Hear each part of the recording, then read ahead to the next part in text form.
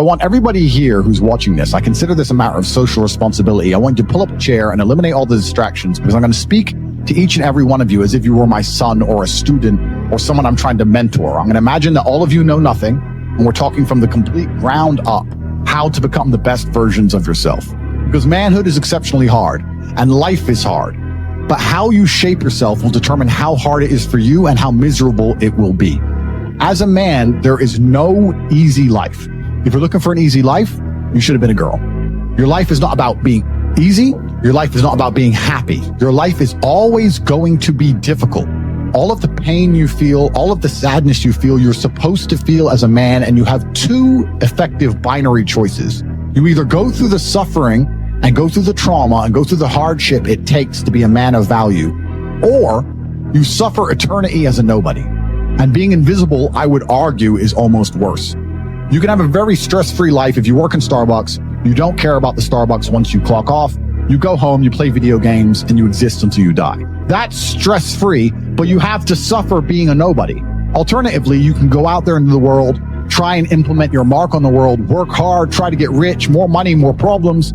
You can try and start a business, the stress of that. You can lose your girlfriend because all you're doing is working. This is a new level of stress, a new level of trauma, but at least you'll be a somebody at the end of it. Or you either suffer to become a somebody, or you suffer as a perpetual and forever nobody. While others complain that they do not feel happy enough, I'm happy I'm struggling. Do you understand? I don't care. I'm happy to be struggling. That is the beauty of life as a man, to be great. If you concern yourself only with being happy, you are once again acting like a female or a child. Happiness is fleeting. I want to be happy. Who cares? I want to be great. Would you rather be a loser who's always smiling, or would you rather be a stressed winner? Because I'll tell you something about winners. Most of them are stressed. So you have to sit here and ask yourself, do you want to be a happy loser that's insignificant? Nobody knows you exist. Women don't respect you. Nobody cares if you live or die, but you get to smile all the time. Or do you want to be one of the most important people on the planet with a little bit of stress? If you stop caring about being happy and you start caring instead about being great, guess what you end up being? Along with great. You end up happy if you forget about happiness and try to become great. You will never be successful if you're concerned about being happy, so forget about it. So how do you find happiness? Happiness is in struggle. The struggle and the size of the struggle you're facing, along with how important it is and how important you feel it is deep in your heart, is directly correlated to how successful and how happy you're going to feel all of the time. Solving those problems lead to a positive place. Once you become addicted to it, you're going to become a machine of monumental achievement. There are some very simple, basic things you can do. Weight training, chess, trying your very best to take care of your mother, retire her. You need goals and resistance and something to fight against to live well. If you only have joy all of the time and no pain, you are not going to be happy. You don't need drugs. You don't need alcohol. You don't need parties or festivals. You don't need fun. Fun is the vector from which Satan operates. It's all just hedonistic. There's no money to be made. You don't retire your mother. You don't help the world. You don't give to charity. You don't become stronger. You don't become wiser. You don't learn anything. Life's not about fun as a man. Life is about doing the right thing because it must be done. You do not need fun until you've already reached the highest possible echelon. So this whole idea that you need fun in your life, you don't. What you need is purpose.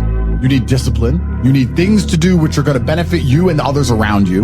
You need obligations, and you need performance metrics. You don't need to be waking up thinking about fun. You're not important. Nobody knows who you are. You're not physically strong. You're not financially wealthy. You have bigger concerns. Hey, what are we going to do this weekend? We need to have some fun. Really? Have you actually gone out there in the universe and made a mark large enough that you're allowed some time off to have some fun? You don't deserve any fun. You don't need any fun. You have work to do. These things you think are fun aren't fun. For a man, your contentment will come from your purpose, and it will come from your competence, and it will come from succeeding objectives. It will come from completing difficult things that other people cannot complete. It will never come from the easily accessible hedonism, which you have confused for fun. If everybody can go to that concert, you shouldn't want to go. But you should only want to do things others can't do. The only fun I have is doing things I know you're not allowed to do. But if you say to me, Andrew, come to this party, and I say, well, who's there? Everyone. If everyone's there, it's trash. And the fact that you think that's fun shows that you have a severe mental deficiency. You're only going to find actual fun through purpose. You're only going to find purpose through exceptionalism. So you need to become the best possible version of yourself in all realms. You're unhappy because you're trying to have fun instead of trying to become important. And you're never going to feel satisfied in your heart unless you become important. Please imagine for a second you're the most Googled man on the planet. Hundreds of millions of dollars and you're built like a tank. Imagine how you feel when you look in the mirror. Nothing can match that. Nothing can beat that. As a man, you need to have struggle in your life. I want you guys to actually sit and think, what struggle are you undertaking? What struggle are you trying to overcome? Because you should make a list of them. Difficult lives are fulfilling because we used to have to hunt and fish and go through difficulty to survive. And I often see that when I speak to people who are too comfortable, they end up being unhappy. You must earn happiness. You must climb a mountain. You must struggle yourself to happiness. That's extremely important. There must be physical, mental, social, some kind of spiritual struggle. And those things being satisfied is what's going to satisfy you. The only other alternative to that to feel good is hedonism. And that's not going to satisfy you for very long. And it's also going to destroy your life. And the starting block to all of these things is your body. Try and train MMA, learn how to fight, get stronger, get bigger muscles. It's a fast track to self-discipline, which will carry over into all other endeavors. In fact, how many people can say the gym saved their life? That is the easiest struggle, which is never going to backfire on you and never going to be a negative towards any other facet of your life. I actually find it amazing that there's people out there who aren't in perfect physical condition. Guys, let me tell you all a newsflash. If you eat right and you train hard, you look good. It's almost impossible to be fat and look bad if you eat right and train hard. So why don't you all look like superheroes? Do you not understand how intimidating that is? It's when they look at a group of people and they all look like superheroes and they can tell they're all disciplined, all dedicated, all physically strong. The struggle is what's beautiful about it. First, you want to become as strong as physically possible. Next, you want to try and make as much money as possible. Not even necessarily for the money, although money is extremely important because it allows you to take care of yourself, but there's the challenge involved. And solving that challenge is going to make you feel more satisfied as a human. Happiness comes from success, and making money is success. What did Napoleon say? Glory is fleeting, but obscurity is forever. And when he says fleeting, that's a really good point because everything in life is rented, especially your glory as a man. When you have a good body, it is not a good body as complete. It's not finished. You haven't completed the task. You have rented that good physical condition. You must train every day to retain it. You don't just get a good body and you're done. You still have to go to the gym every day to maintain that good body. You don't just get a hot girl and it's done. You still have to work hard for her to always love you and respect you. You don't just start a business and now you're rich. No, you have to start a business and work on that business every day. If you take your eye off the business, it will fail.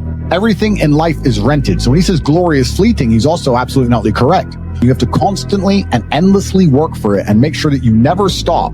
Otherwise, it will be taken from you. But obscurity is forever. If you never make a mark on the world, then you effectively never existed. And when you're gone, nobody will care. And this is genuine choice to you people at home. Do you want to live in obscurity forever and be invisible and not matter and have an easier life? I would argue that it's not easier because in your heart and in your soul, you're going to feel guilty knowing you could have been something you're not, and you have a duty to your ancestors and to God to be the best version of yourself. Or do you want to try your absolute best and struggle and suffer every day of your life, paying the rent for all of the amazing things around you? We pay endless rent. We pay rent for our bodies. We pay rent for our relationships. We pay rent to keep our kids. We pay rent to keep our business. We pay rent to keep our freedom. Every single day is work to pay the rent. Absolutely never ending. And you have to make that choice. So if you have a pen and paper in front of you, you need to decide. Do you want to be invisible with a lower rent bill? Or do you want to be important and suffer to make sure that the rent is paid? It's a choice you must make, and it's binary, and you must be extremely dedicated towards the decision you finally make. And it's very difficult, as most of you men are just finding yourselves trying to figure out what and who you should be in a culture with little to no proper guidance. If you remove me from the internet, you have a whole bunch of loudmouths who've not achieved anything amazing or remarkable in their real lives, who don't act in a respectful way, who've not had any real world achievements. There's a few people I can name who aren't like that, but we're generalizing. And then you have a largely matriarchal society and a matriarchal education system that you're beholden to. So who's teaching you to be a man? If you're fortunate enough to have a fantastic father, great. But if you don't, there are very little lessons, and there's basically no guidance out there explaining to you the self-accountability which is required to be a man. Everything we were just saying to you earlier about making the choice of being invisible or being highly important and paying the rent for one of those two choices, that's based around absolute and utter brutal self-accountability. You must accept the decision you want to make, and you must accept that everything is your fault. Everything is on your shoulders, regardless of what God throws at you. People are afraid of accepting there's a problem because then they know they have a responsibility towards fixing it. Yeah. And they don't want to do anything, one, because they're lazy, and two, because they're afraid they might lose. So they'd rather pretend there's no problem at all. And I think It's not always the winning and the losing. It's the fighting in the first place. And there's plenty of men in history you remember who ended up losing in the end, who still fought, which is why they mattered. It's not, if you're only going to fight when you're guaranteed to win, then no bravery is required. Forget about the winning and losing for now. Focus on the fight. If you do not overcome your tendency to give up so easily, your life will lead to nothing. Fear is a reaction. Courage is a decision. You have to train your mind to be stronger than your emotions, especially your impulses, or else you're going to lose yourself. Most of the important things in the world have been accomplished by men who kept fighting when there seemed to be no hope at all. Why go to the gym? Why get strong? Why work hard? Why get rich? Why be funny? Why be charismatic? Why do anything? It doesn't matter. The world's going to end. Sit in your pod. Wait for the food delivery. That's what they want from all of us. They want all of us to have absolutely no ambition and to sit there and be slave-minded. It's very difficult to resist enslavement if you need the government to eat. I find it amazing that men will sit and watch movies about prisoners of war in Japan, or watch movies about men who go to war and risk their lives, or watch all these hero movies, have admiration for the hero, and they believe themselves to be some version of a hero, and then they're too afraid to say no to putting on a mask. If you're not going to say no to putting on a mask, don't watch hero movies anymore, because you're certainly not a hero. You are one of the villains. You're the stupid little henchmen who get beaten up. Those guys who are on screen for a flash of a second and die without consequence. Nobody even cares or mentions them again. Their family don't even get to give them a funeral. You're a nobody villain. You're not even an important one. The important villains, we know their names. You're a number. You're not a name. And if you want to be a superhero in life, you need to understand that for 80% of the movie, you're going to suffer. For 80% of the movie, you're going to lose. Watch any superhero movie. For 80% of the movie, it is nothing but pain and frustration. And when your life is that way, you have a chance to grow into something fantastic, and you should thank God for every difficult thing he puts in your path. I really believe God's given me one of the best lives, and I can't complain about anything bad that's happened.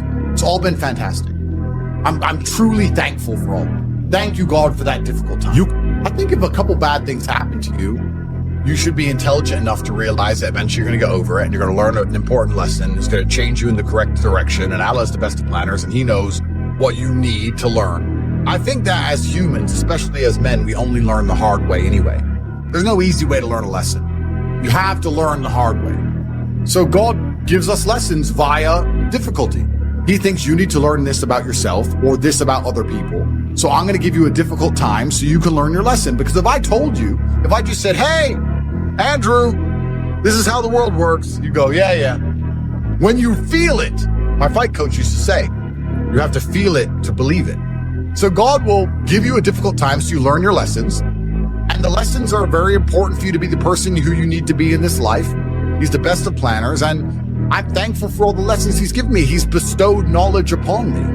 How could I not be grateful to God for making me so intelligent and wise, and the ability to look into things so deeply and come up to the right decision and basically predict the future perfectly? How did I know how the world works? You have to have difficulty happening to you all the time. So when you sit and say, I want an easy life, what you're saying is you're a dummy, and you want to be a dummy. You want to stay a dummy. I want an easy life, and I don't want anything bad to happen to me, because even though it will teach me lessons, I'm too big of I can't handle the emotional pain. I can't handle the stress. So you want to stay a dumbass. If I want to be smart, then hurt me. All of the wisdom I have, all of this knowledge I speak, all of these things I say have been learned through basically difficulty of life, through professional fighting and being poor and all bad things happening to me and struggle. All of my lessons have been bad things, bad events, bad scenarios, bad situations, pain, suffering, resentment. All of these horrible emotions are how I've learned everything. So I thank God for giving them to me. And anyone who wants an easy life wants to stay a dummy. What do you learn if you just get money, you sleep with some girls, you go to some restaurants? What do you learn about anything? When bad things happen to me, I just kind of enjoy it. And I think that maybe it's perhaps I just enjoy it for the story. Perhaps my whole life is not about trying to find comfort, it's trying to find challenges, and it's trying to find stories. Once you understand all of the bad things and good things that come into your life are a perfect plan from God himself, you're going to be a lot less affected by the bad things. If something bad happens to you, it's part of God's plan. He knows what he's doing. In the end, you're going to be happy it happened. I often ask people, is there anything bad that's happened to you in the past at the time you were distraught about that you now wish didn't even happen? So if you understand you're always going to get there eventually, why be upset about it now, right? If you know in a year from now you'll be glad it happened, why be upset about it happening now? You have to be cerebral enough about things. You often find that people who are struggling but know exactly